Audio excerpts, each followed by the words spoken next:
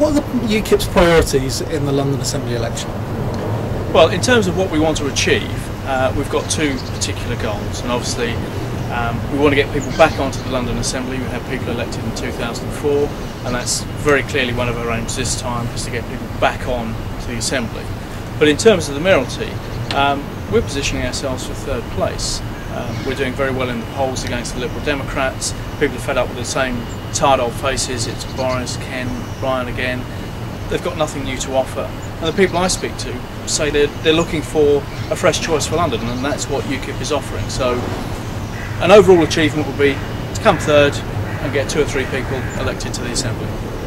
So one of the things I was curious about was essentially, why did you want to be the UKIP mayoral candidate? What drove you to that? I've been involved in politics in London for 12 years with UKIP. I lived overseas prior to that, and then when I came back I got involved in politics. I stood last time on the London Assembly list. I've just been involved in matters in London for an awfully long time, and I felt that I could better represent the party than some of the other candidates that put their names forward. Last week I tweeted that I was going to be interviewing you, and various people have submitted some questions. I'm going to ask you some of the polite ones. I won't be asking you what Matt Searle would ask, for instance. Saying, when am I going to finish the kitchen? So, given that there's a plane going overhead, I think I'm going to ask you first a question from John Stewart, who's part of the Heathrow campaigners. What's UKIP's views on Heathrow expansion?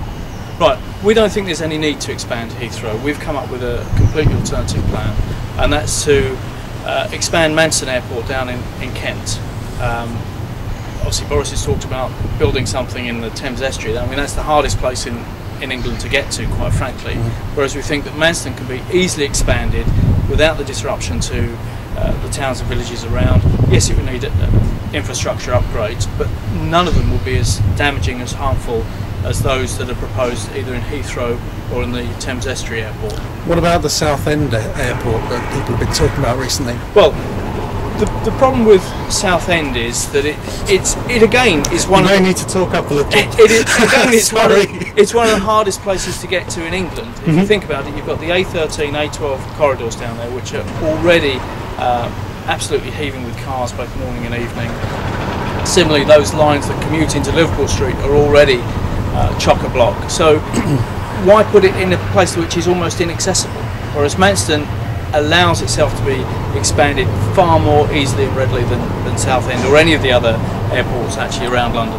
So do you not share some of the concerns about the environmental damage that expanding aviation causes? Well, absolutely I do, but if business tell us that we absolutely must have either an expanded Heathrow or a new airport somewhere, then I think Manston is the least harmful of those options.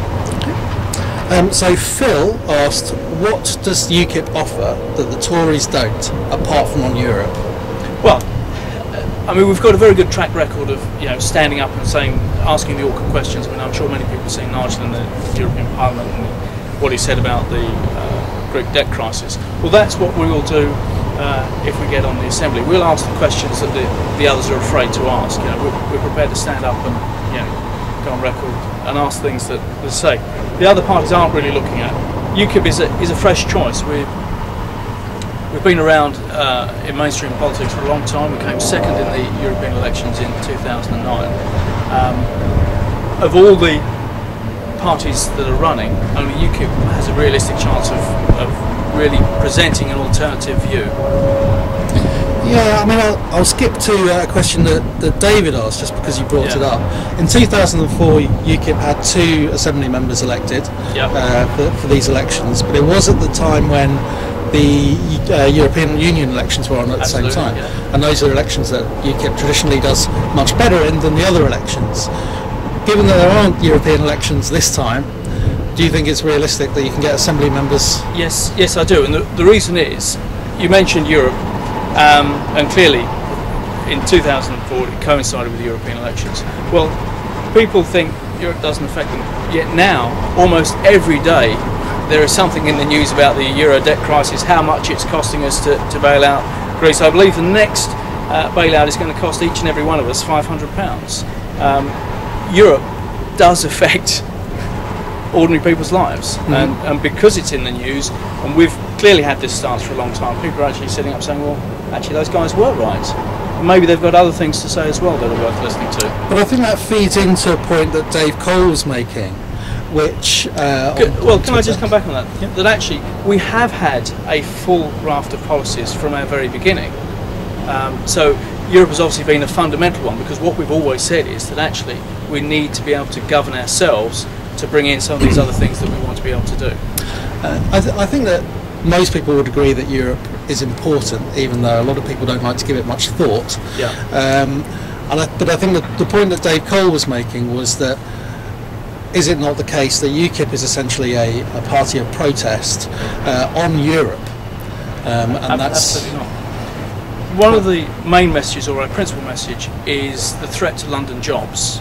Now, we obviously came up with this some time ago, and there is no doubt that about 500,000 jobs are under threat in London. And that is because of, dare I say it, the European Union's financial regulations that they're bringing in.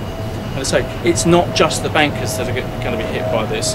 In a global marketplace, businesses will simply move wherever it's cheaper to do business. And if that's Zurich, Singapore, Hong Kong, then the top flight of bankers will just move. But what they leave behind are the secretaries, the IT guys, all the backroom staff, and indeed further down the chain, it's the guys that sell the sandwiches, the people that buy the coffee, it's the cabbies. All these people directly owe their livelihoods to the success of Britain's financial services industry, which is based in the capital. So talking about that, Scott Redding pointed me towards UKIP policy on, which was fascinating to me, basically on promoting food cooperatives, small businesses, and trying to shift the economy away from the power of supermarkets. What would you do in London to promote that policy?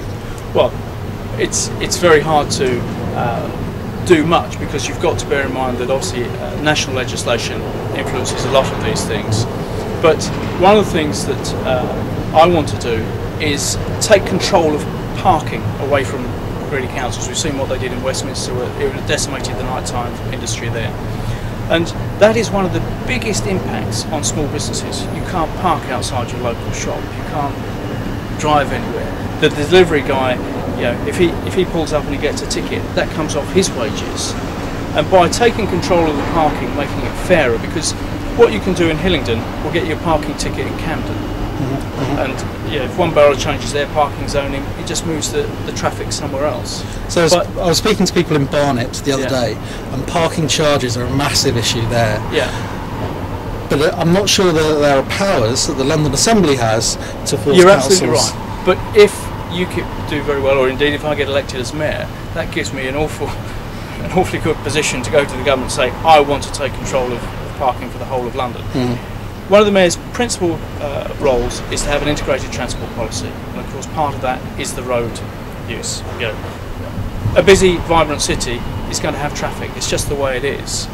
But it's very hard to coordinate that total traffic policy when councils can do little things in their little satellite offices that will impact on all of London's traffic.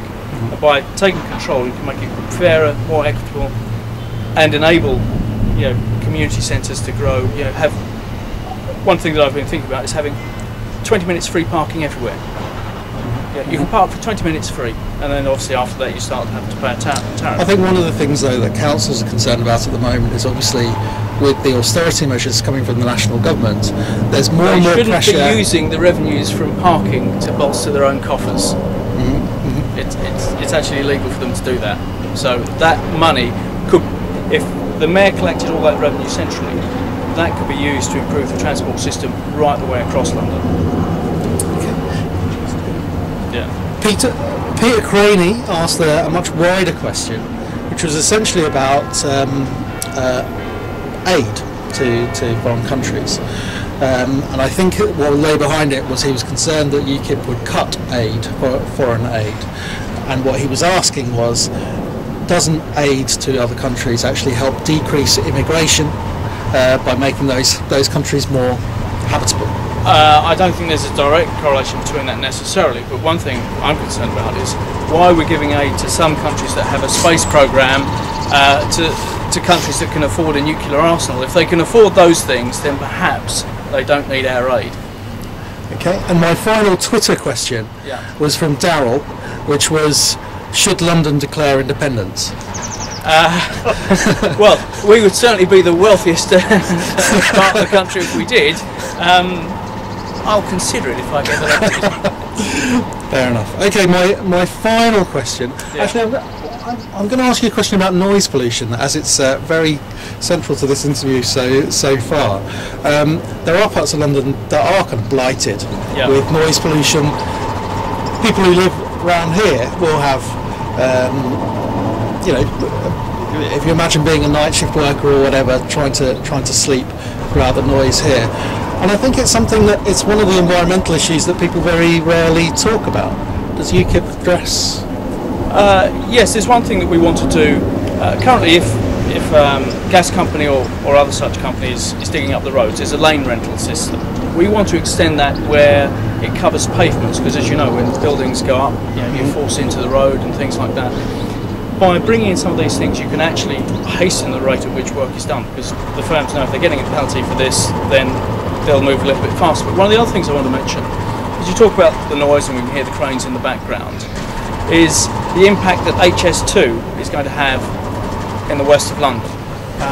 When the plans were first drawn up, there was no economic or environmental impact study done. This is going to cause massive disruption and blight the lives of people living in West London, right the way through to Euston in actual fact, but all the way up, Hillingdon, Ealing, coming all the way through to Euston.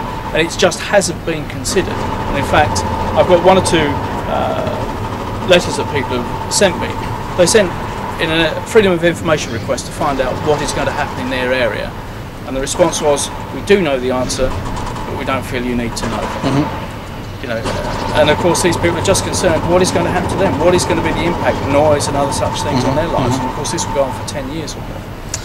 So finally, I'm interested in what you think about your predictions. What's going to happen in May?